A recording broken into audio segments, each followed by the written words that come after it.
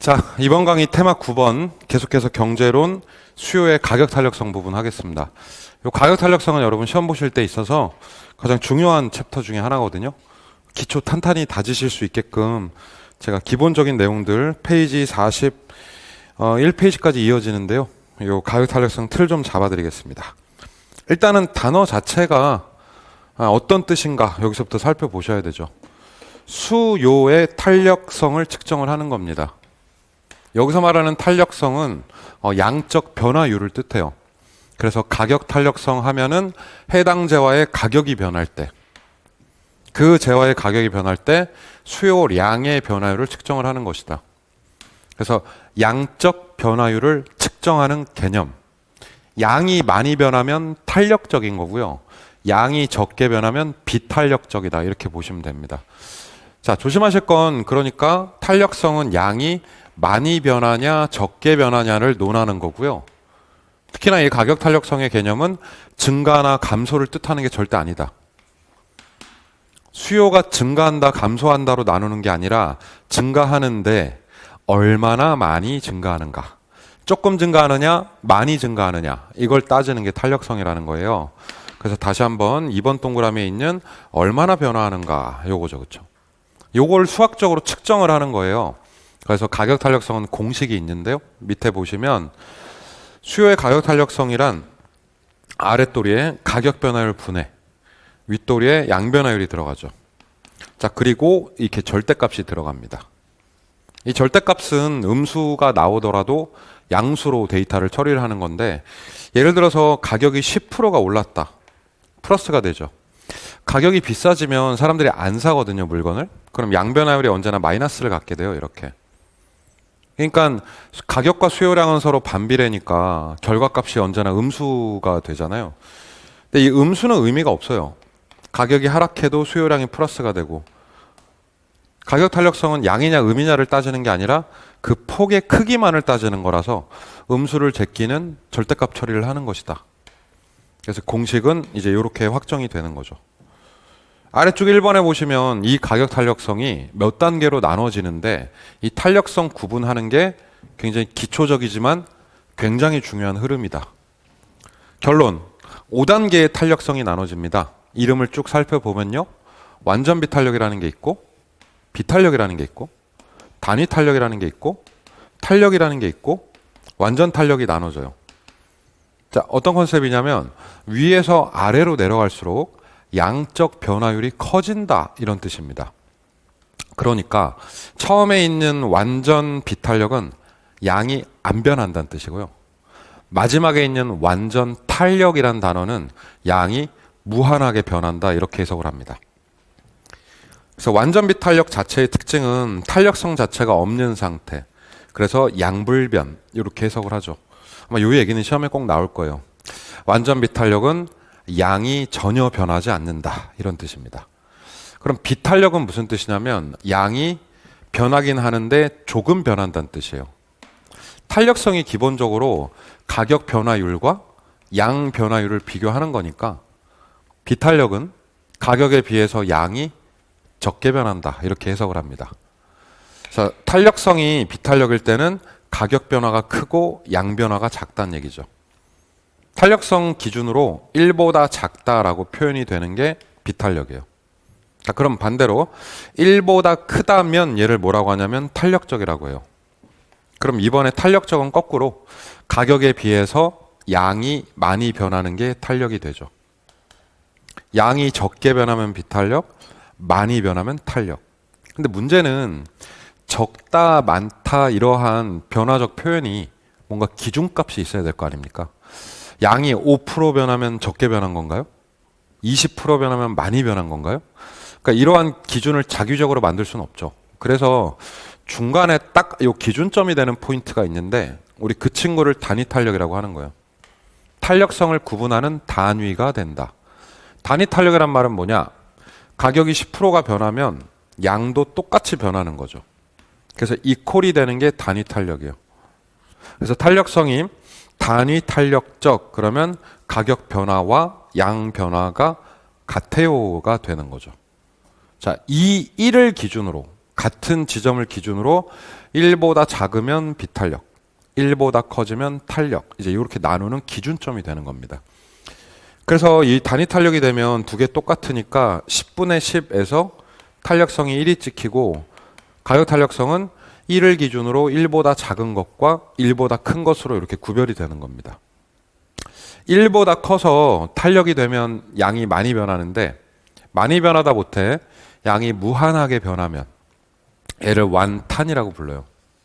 그래서 완전 탄력적은 가격이 미세하게 조금 변하더라도 양이 무한대로 변할 때다. 이제 이렇게 표현하는 거죠. 그래서 총 이 5개의 탄력성을 묶어서 가격 탄력성 이렇게 부릅니다. 38페이지 그렇게 정리하시면 되겠습니다. 자, 넘어가서 39페이지 상단에 제가 문장을 몇 개 써놨는데 실제 이 문장이 시험에도 나오는 문장이니까요. 제가 리뷰를 한번 해보겠습니다. 1번 가격이 변하는데 포인트는 뭐냐면 량의 변화가 없다. 그럼 얘를 완전 비탄력이라고 합니다. 완전 비탄력은 참고로 탄력성이 제로 상태고요. 2번에 가격에 비하여 이제 하고 싶은 말이 뒤에 나오죠. 량 변화가 작다. 량 변화가 작을 때를 비탄력이라고 하는데 비탄력은 탄력성이 1보다 작을 때죠. 3번 같다는 말이 나오죠. 같으면 탄력성이 1이 되고요. 1이 될 때를 단위 탄력적이라고 부릅니다. 그리고 4번에 드디어 양 변화가 커지기 시작을 하죠. 가격에 비해서 양이 많이 변하고 변화율이 커지면 얘를 탄력적이다. 이제 이렇게 부릅니다. 자, 5번에 가격은 불변인 채 양이 무한하게 변한다. 이렇게 양이 무한하게 변하는 걸 완전 탄력이라고 하는 거예요. 네, 연습 잘 하시고 그렇게 보시면 되겠습니다. 지금 말씀드린 탄력성은 그림으로도 표현이 가능한데요. 그림 살짝 보여드리겠습니다. 자, 기본적으로 여러분 알아두셔야 될 게 수요 곡선은 우하향하는 곡선이거든요.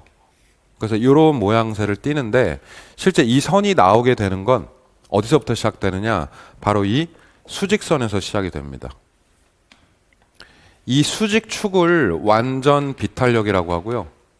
그리고 이 수평축을 완전 탄력이라고 하거든요. 그래서 완탄과 완비를 놓고 저 사이에서 왔다 갔다 거리는 게 이제 탄력성의 기본이에요. 완전 비탄력일 때 90도 선이 되는데 탄력성이 커지면 선이 누워요. 수요 곡선은 반시계 방향으로 누워요.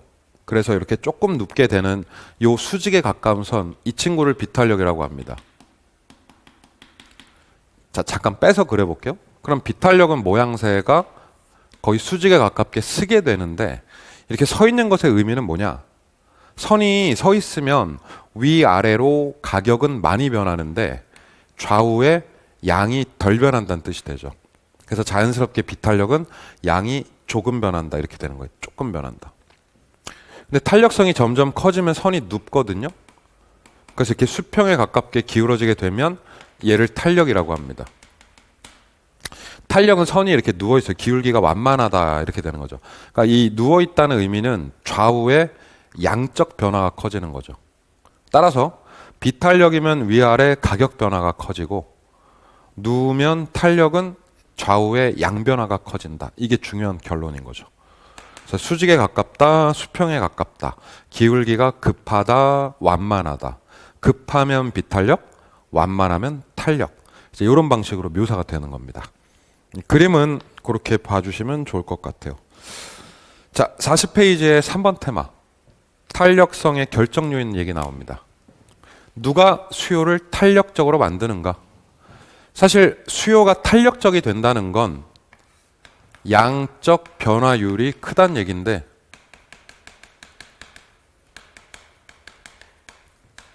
수요량이 이렇게 많이 변하게 되는 가장 기본적인 이유는 제일 메인은 대체재인 것 같아요. 물건을 사는 구매자 입장에 생각을 해보면 여기 하나가 있는데 이거를 대체할 수 있는 물건들이 이렇게 여러 개 있으면 즉 대체재가 많아지면 왔다리 갔다리 하면서 양의 변화폭이 커지겠죠. 그렇죠? 그러니까 결론은 뭐냐면 대체재가 많을수록 양적 변화폭이 커진다예요. 대체재가 많을수록 탄력적이 정답이죠. 이게 가장 중요한 요소고요. 측정 기간에 따라서도 탄력성이 달라지는데 측정 기간이 짧으면 얼마 못 변하니까 비탄력.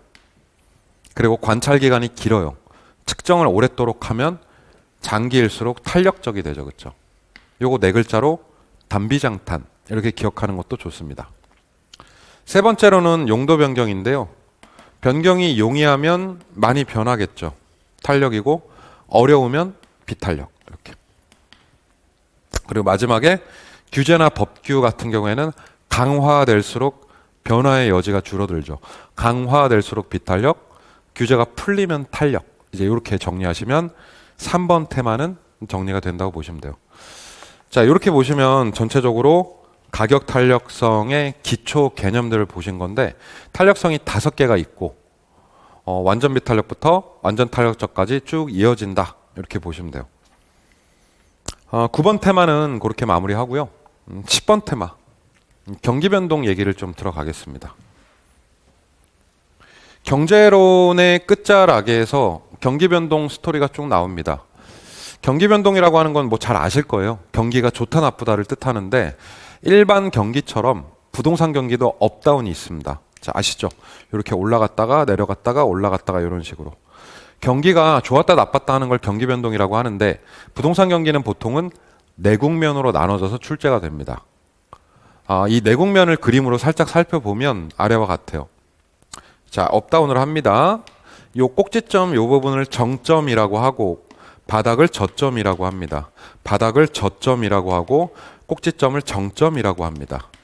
경기는 저점과 정점을 반복한다. 이게 정답이에요. 자, 그랬을 때 중간점을 선을 그어 놓고 경기를 나누면 경기 변동은 네 국면으로 구성이 되죠. 바닥 찍고 올라가. 바닥 찍고 올라가는 게 회복 국면. 바닥 찍고 컨디션이 회복하는 거고 위로 빵 터지면 상향 국면. 상향을 호황이라고 합니다. 정점 찍고 한 발 떨어지는 게 후퇴 국면. 그리고 밑으로 내리꽂으면 하향이라고 합니다. 느낌 있지 않아요? 자, 4개 반복하자면 바닥 찍고 회복, 상향, 후퇴, 하향. 이게 이제 기본 국면인 거죠. 근데 요 시점에서 봤을 때 중간에 배를 쓱 갈라서 보시면 올라가는 녀석이 2개 있고 내려가는 녀석이 2개 있거든요. 그때 이 올라가는 녀석 2개, 회복 국면과 상향 국면을 확장 국면이라고 표현합니다. 그리고 찍고 내려오는 후퇴와 하향 국면을 수축 국면이라고 부르죠. 그래서 경기는 확장과 수축으로 구성되어 있다 이렇게 얘기하기도 합니다. 자, 그게 그 그림에 대한 기본적인 설명인데요. 경기가 정점을 찍고 바닥을 찍은 다음에 다시 정점으로 돌아오잖아요. 이 정점에서 정점까지의 가로폭이 있잖아요. 이걸 갖다가 우리가 영어로 사이클이라고 하고 한국말로는 주기라고 합니다. 경기가 하나의 주기를 가지고 도는 거죠. 그리고 정점에서부터 요 밑에 폭이 있죠. 이 롤러코스터의 높이, 얘를 진폭이라고 해요. 가로 주기, 세로 진폭 이렇게 구성이 되죠. 그래서 경기는 주기와 진폭을 갖는다 이렇게 얘기합니다. 자, 요게 이제 1번의 기본 용어인데 2번. 이 부동산 경기는 몇 가지 독특한 특징이 있어요. 부동산 시장에 존재하는 독특한 특징. 이 부분은 뭐 정말 출제가 많이 됩니다. 그래서 경기 변동의 특징 표를 보면서 한번 정리를 해볼게요. 첫 번째, 기본적으로 부동산에는 주상공이 다 들어가 있기 때문에 덩치가 클 수밖에 없어요. 짜잘한 일반 경기보다도 굉장히 거시적이고 덩치가 크다. 제가 여기다 길고 크다라고 써놨는데 무슨 말이냐면 가로 주기도 훨씬 길고 진폭도 크다. 덩치가 크니까 올라갈 때도 높게 올라가고 떨어질 때도 깊게 떨어지는 롤러코스터도 커요. 그래서 저점이 깊고 정점이 높다 이퀄 이게 진폭이 크다는 뜻이에요. 두 번째, 덩치가 큰 경기는 방향을 급변침하기 힘들겠죠. 그러니까 일반 경기가 조금 더 빠릿하게 움직이더라도 부동산 경기는 회전 반경이 커서요. 굉장히 좀 더디고 굼뜹니다. 타성이 길다. 일반 경기에 비해 뒤지는 시간차라는 게 존재하는 거죠. 길고 크다. 타성도 길다. 대부분 길고 큰이라는 키워드가 있죠. 그렇죠? 세 번째, 부동산 경기는 좀 불불한 편입니다. 지금 어떤 경기 국면에 있느냐 딱히 말하기 힘들죠. 그렇죠? 좀 불분명하고 불명확하고 불규칙하다가 정답이에요. 불불불. 그리고 경기는 생겨날 때 지역적으로 조그맣게 생겼다가 전국적으로 확대됩니다. 경기에 불씨가 붙는 건 굉장히 국지적이죠. 음마 재건축. 서울의 특정 동네의 재건축 시장에서 불기 시작한 경기가 수도권으로 확대됩니다. 국지적에서 전국적 확대. 마지막, 워낙 부동산 시장이 개별성이 있고 다양성이 있기 때문에 다르고 다양하다라는 키워드도 있죠. 지역마다 다르고 유형마다 다르다. 어렵진 않은데 내용이 아주 자주 나오니까 기본적인 내용들 잘 정리해 두시면 좋을 것 같습니다. 자, 넘어가서 세 번째 테마, 경기 변동의 국면별 특징이라는 말이 나오는데, 그렇죠. 부동산 경기 변동은 국면별로 독특한 특징이 있는데 그 국면별 특징에서 이 두 가지가 보통 시험에서 다뤄져요. 그래서 이해 좀 시켜드리고 문제점 어떻게 나오는지도 배우시겠습니다. 자, 일단은 부동산 경기를 V라인으로 좀 볼까요? 이렇게. 경기를 V라인으로 보면 반을 딱 잘랐을 때 왼쪽에 두 개, 후퇴와 하향 국면, 오른쪽에 두 개, 회복과 상향 국면이 있습니다. 왼쪽 경기는 위축, 수축되는 국면, 오른쪽은 확장, 팽창되는 국면입니다. 오케이? 그럼 시험에서 이렇게 물어보는 거예요. 후퇴 국면이야 지금 이라고 가정을 해놓고, 그럼 후퇴 국면에서 거래할 때는 매도 우위냐 매수 우위냐, 공급자가 갑질하냐 수요자가 갑질하냐, 누가 갑질하냐, 누구 힘이 더 세냐, 이걸 하나 물어보고요. 또 하나, 이 후퇴 국면에서 거래를 하는데 그러면 A 부동산이 기존에 거래됐던 가격이 있을 수 있죠. 중고부동산. 그러면 새로운 거래를 할 때 기존의 가격은 상한선이냐 하한선이냐 이제 이렇게 규정할 수도 있어요. 그래서 이 두 가지에 대한 대답을 해야 되는데, 자 보시면은 이렇게 됩니다. 가령 지금이 여러분 하향 국면이라고 할게요. 불황으로 내려 찍는 국면인데 이러면은 상식적으로 생각을 해봤을 때 수요자들이 없을 거 아니에요. 지금 우리 부동산 시장 불황인데 매수자들 거의 없죠. 그럼 이런 경우엔 거래를 하면 당연히 매수자가 대접을 받는다. 그럼 시험에 하향 국면은 매수 우위다 이렇게 얘기를 하는 겁니다. 그런데 상향 국면이라고 해봐. 호황이잖아요. 그럼 물건을 사는 사람들이 많을 거 아니에요. 그럼 이러면 이 시장은 부르는 게 값이 되죠. 매도 우위에 서게 됩니다. 그러니까 결과는 결론적으로 내려가는 국면은 다 매수자들이 나름 힘을 쓰고요. 올라가는 국면은 다 수요가 증가하기 때문에 매도자가 힘을 쓴다고 보시면 됩니다.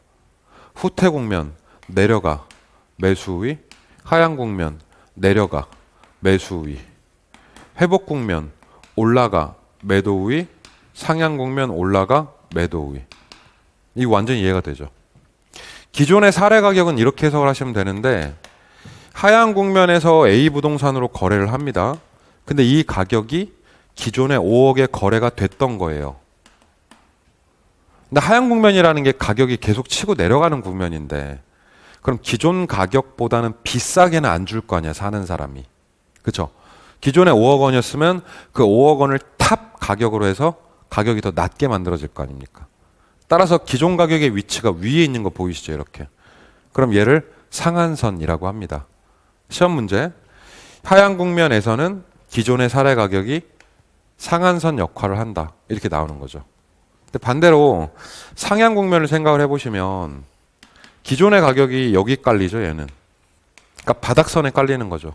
그리고 가격이 계속 치고 올라갈 예정이니 기존 가격을 하한선으로 해서 이것보다는 높게 형성이 되는 거죠. 따라서 내려가고 내려가는 국면에는 기존 가격이 위에 달려 있습니다. 둘 다 상한선이라는 걸 알 수 있고요.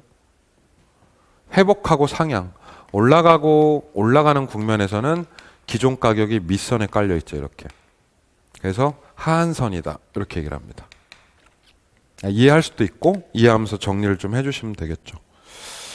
자, 이렇게 10번까지 해서 경제적 테마의 기초 개념들을 좀 다뤄봤습니다. 자, 테마 11번에 넘어오시면 11번부터 부동산 시장에 대한 얘기가 시작됩니다. 소위 말하는 이 파트는 시장론이라는 파트인데요. 이 시장론은 글쎄요, 내용을 제가 중간에 있는 거 조금 스킵하고 초반에 주택시장 얘기 정도까지랑 정보에 대한 얘기 이 정도를 제가 정리를 좀 해드리도록 하겠습니다. 11번 보시면 타이틀이 부동산 시장 이렇게 나와 있어요. 시장 정리 한번 시작을 해보겠습니다. 뭐 살짝 뭐 독서를 하시면 되는 부분인데 부동산 시장에는 기본적으로 수요와 공급이 있고요. 수요 공급이 부동산이란 재화를 놓고 거래를 하는 장터죠. 근데 부동산은 기본적으로 굉장히 비쌉니다. 그리고 물량도 제한이 돼 있죠. 그러니까 자유롭게 수급을 할 수 없다라고 보시면 돼요. 제한적이다. 완전이다, 불완전이다? 대단히 불완전하죠. 부동산 시장을 이론적으로 불완전 경쟁이라고 하는데 몇 가지의 특징 단어들이 있어요. 기본적으로 수급자가 제한돼 있다. 소수. 그리고 다루는 제품이 다 어때요? 이질적이다. 그리고 워낙 비싸고 하니까 진입 장벽이 있고요. 그리고 정보도 소수 몇몇이 독점하기도 하죠. 불완전합니다. 사고 파는 사람도 제한돼 있고 게다가 판매하는 물건조차 다 다르고 진입 장벽이 있고 그리고 불완전하다면 이 시장은 완전한 자유로운 거래가 되는 시장은 아니란 얘기예요. 뭔가 상처투성이 시장이란 얘기죠. 그래서 부동산 시장 규정할 때 불완전이란 말을 씁니다. 두 번째, 우리가 부동성에서도 다뤘지만 부동산 시장은 고정돼 있으니까 지리적으로 굉장히 국한돼 있다. 국지적이다 이렇게 얘기를 해요. 부동성 때문입니다. 세 번째, 비싸니까 수요를 조절하기도 힘들고 특히나 문제는 공급이 오래 걸리니까 공급도 프리하게 조절이 안 돼. 그래서 부동산은 수급 조절이 곤란한 불안전 경쟁 시장입니다. 밑에 부동산 시장은 정보 자체를 사람들이 잘 감춥니다. 이 정보의 비공개성이라는 게 뭐냐면 개인의 정보가 잘 드러나지 않는다는 얘기예요. 사실 그렇지 않습니까? 이 거래라고 하는 건 굉장히 프라이빗한 개인의 행위거든요. 그러니까 자기가 자기 거래 정보를 오픈을 잘 안 하죠. 그럼 우리는 남의 정보를 구하기도 어렵죠. 정보가 되게 교란되고 왜곡되는 시장이어서요. 막 사기가 일어나기도 하고 거래 질서가 문란해지기도 합니다. 그런 특징이 있고요. 그리고 부동산 시장은 표준화하기가 어렵죠. 비표준화란 특징이 있습니다.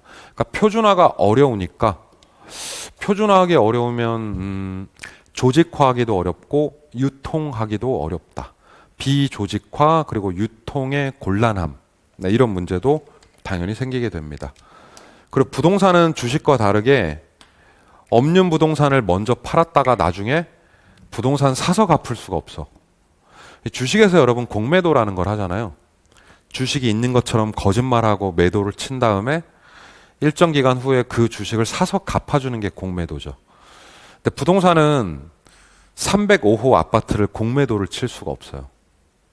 물건을 확보하기 전에 그걸 공매도를 쳐버리면 나중에 305호 확보를 못할 수도 있잖아요. 아니, 주식이야 아무거나 사서 그냥 대충 갚아주면 되는데 부동산은 물건이 특정되죠. 개별성이 있죠. 모두 다 다르죠. 그러니까 이런 공매도 기법이 동원될 수가 없다. 이제 이렇게 보시면 되는 겁니다. 자, 이런 특성 한번 쭉 독서를 해봤습니다. 넘겨볼까요? 45페이지. 테마 12번 테마가 나오는데 12번 테마는 부동산 시장 중에서 이제 주택시장 현상에 대한 분석입니다. 여러분 다 잘 알고 계시겠지만 이걸 이론적으로 정돈해서 하는 얘기입니다. 그러니까 듣다 보면 아 이게 이 얘기야? 하는 얘기들이 쭉쭉쭉 나올 거예요.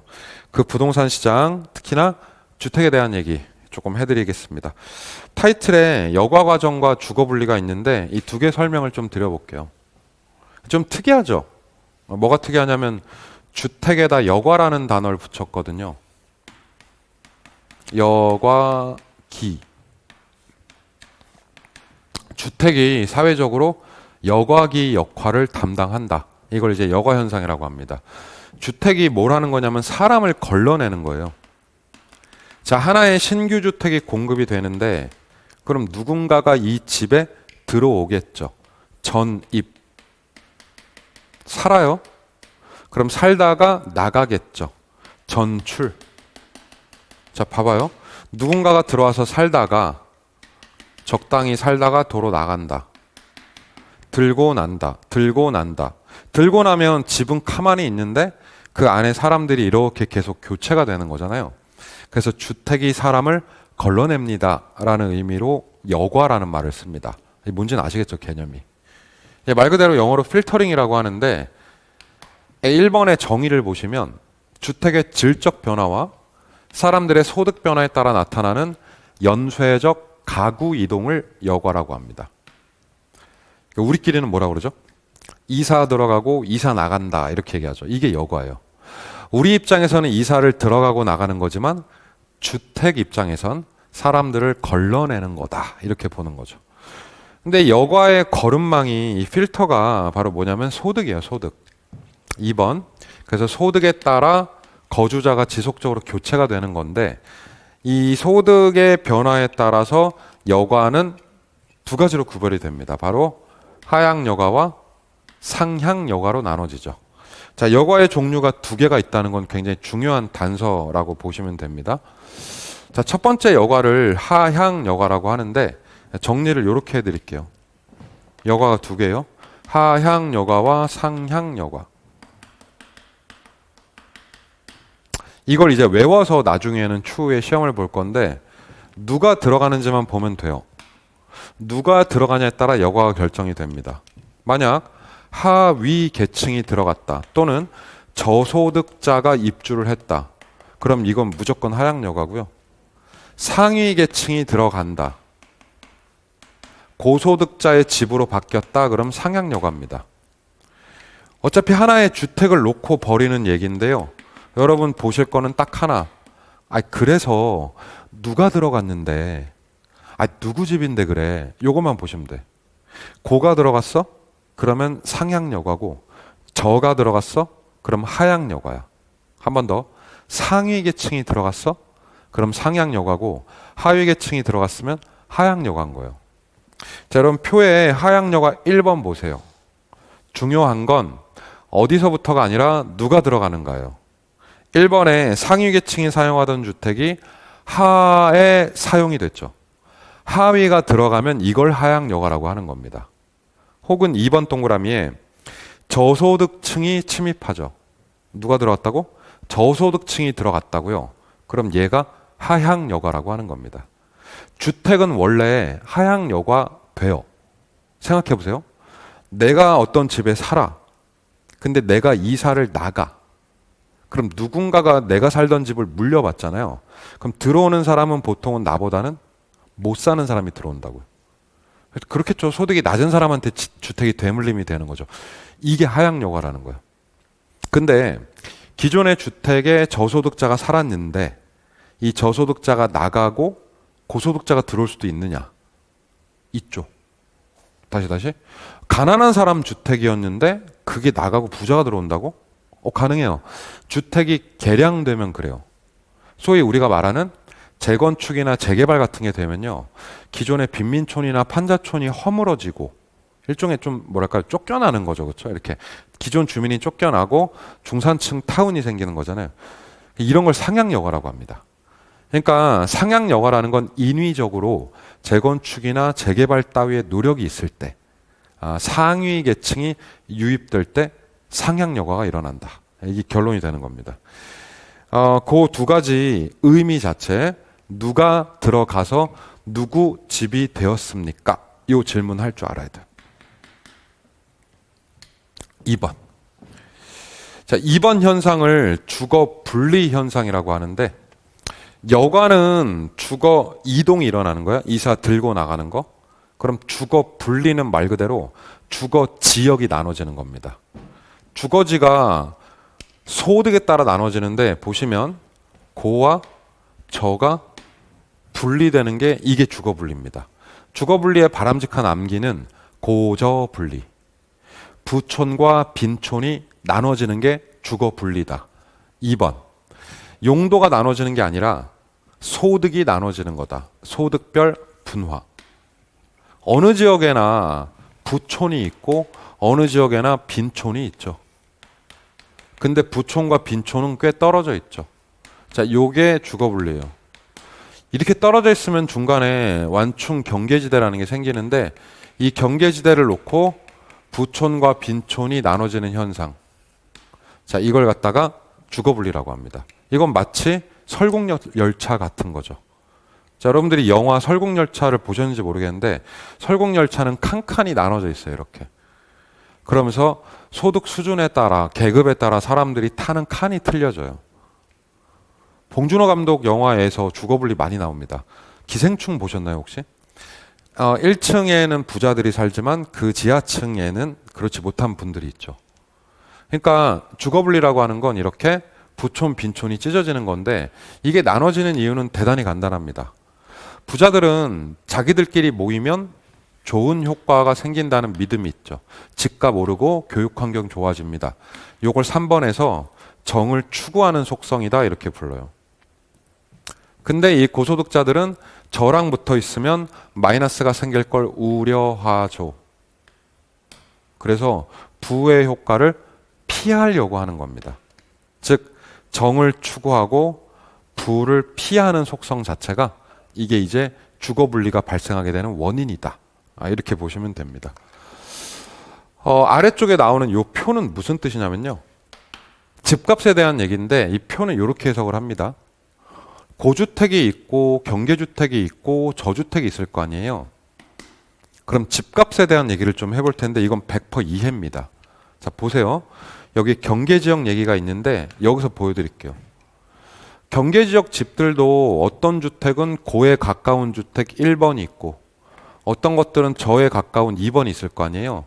이때 경계주택임에도 불구하고 고랑 붙어 있으면 집값이 뛰겠죠. 그래서 이게 할증거래된다가 정답입니다. 무슨 내용인지 아시겠죠? 근데 경계지역의 주택인데 얘가 저소득자랑 접해 있으면 얘는 집값이 떨어지게 됩니다. 할인이 돼요. 고접 할증, 저접 할인 이렇게 되는 거죠. 근데 입장 바꿔서 고소득층 입장에 생각해 보면 고소득 주택이 경계랑 붙어 있으면 얘는 집값이 떨어지겠죠. 그리고 저소득 주택은 오히려 경계랑 붙어 있으면 얘는 집값이 오르는데 이제 이런 것들을 외부 효과다 이렇게 부르는 겁니다. 네, 그렇게 해서 집값의 변화 잘 따져보시면 되겠습니다. 마지막에 이 여가와 주거분리가 붙는 얘기가 나옵니다. 그럼 하향여가란 말 보이세요? 이게 어떤 개념이냐면 고소득 주택이 하나 있다고 치자고. 고가주택. 부잣집인데 이 부잣집에 부자가 들어가서 살아요. 한 20년 살았다고 해보자고. 그럼 나름 이 사람도 의사결정을 하겠죠. 고쳐서 살까? 아니면 나갈까? 근데 고치려면 돈이 들어가. 리모델링 비용이 들어갈 거 아니에요. 즉 개조 보수 비용이 들어갈 거 아니에요. 근데 돈을 들여서 고치면 또 집값이 뛸 수 있죠. 가치 상승분. 그래서 이 두 가지를 비교해서 의사결정을 한다는 거지. 근데 만약 고가주택인데 개조 보수 비용이 너무 커서 요게 더 크게 생겨나면 주택은 보수되지 않겠죠. 그럼 어떻게 될까? 이게 시험 문제예요. 보수되지 않으면 이 부자는 새 집 찾아 떠나겠죠.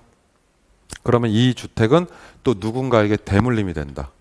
그래서 고가주택의 보수 비용이 크다면 얘가 나가고 누군가가 들어오는 무슨 여가? 하향 여가가 발생한다. 이게 이제 최종 정리가 되겠습니다. 여가랑 주거분리 테마 12번까지 정리하는 것으로서 이번 강의 마무리하도록 하겠습니다. 수고하셨습니다.